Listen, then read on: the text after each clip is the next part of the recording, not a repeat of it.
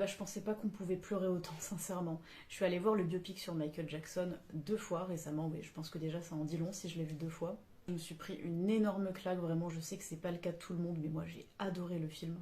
Je pense d'ailleurs que dans les jours qui viennent, désolé, je vais un peu vous bassiner avec ça, mais je prévois de sortir plusieurs courtes vidéos sur le sujet, et le prochain épisode de mon podcast sera dédié à ce film.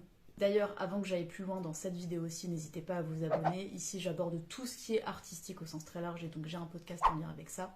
Par ailleurs, je suis chanteuse lyrique mais sur un autre compte et je fais des imitations humoristiques mais encore sur un autre compte. Je m'intéresse à divers styles musicaux et la musique de Michael Jackson en fait partie. Ses prestations artistiques en général m'ont toujours beaucoup touchée. Mais là, ce dont j'ai envie de parler dans cette vidéo, c'est vraiment à quel point le film m'a émue. J'ai ressenti quelque chose de très étonnant.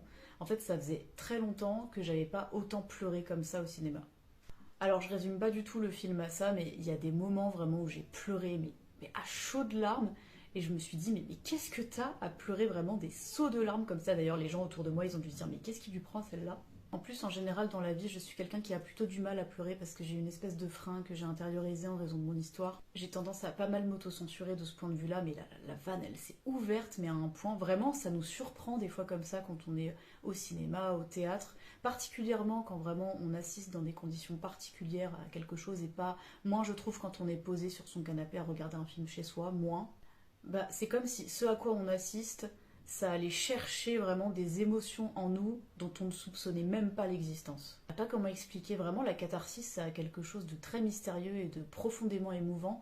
Ça va chercher des émotions en nous, ça va titiller vraiment la corde sensible d'une façon très spéciale et soi-même, on est le premier surpris en fait. Ce qui est très étonnant, c'est que moi, ce qui m'a fait pleurer et ce qui, je pense, a ému plein d'autres gens aussi, ce sont des choses en lien avec ce qu'a vécu Michael Jackson et des choses extrêmement difficiles. Et ça n'a rien à voir avec ce que j'ai vécu moi dans ma vie. Ouais, c'était très étonnant tout ça. Bon, finalement, c'est assez égocentrique ce que je décris, mais j'avais presque la sensation de m'auto-presser comme un citron. Et un autre truc que je ressens, donc je suis allée voir le biopic 2 fois, et peut-être que je vais y retourner une troisième fois, vraiment la folle du bus, parce que j'ai vu qu'il passait encore quelques jours chez moi à Dijon.